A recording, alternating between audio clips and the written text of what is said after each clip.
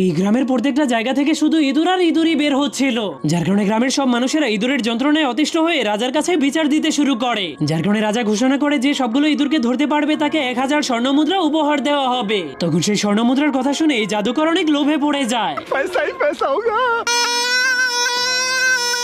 যার কারণে সে বিন বাজাতে শুরু করলে জাদুময় বিনের আওয়াজ শুনে সবগুলো ইঁদুর নাচতে শুরু করে দেয়।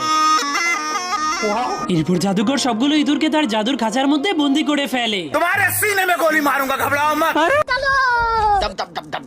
তখন সেই কাজ কমপ্লিট করে জাদুকর যখনই 1000 স্বর্ণমুদ্রা নেওয়ার জন্য রাজার কাছে চলে যায়, তখন রাজা তাকে স্বর্ণমুদ্রা দিতে একদমই রাজি হয় না। শুধুমাত্র একটা স্বর্ণমুদ্রা ভিক্ষা দিয়ে জাদুকরকে অপমান করতে শুরু করে দেয়। যার কারণে জাদুকর তার অপমানের বদলা নেওয়ার জন্য গ্রামের সবগুলো বাচ্চাদেরকে বশ করে তার সঙ্গে নিয়ে চলে যায়।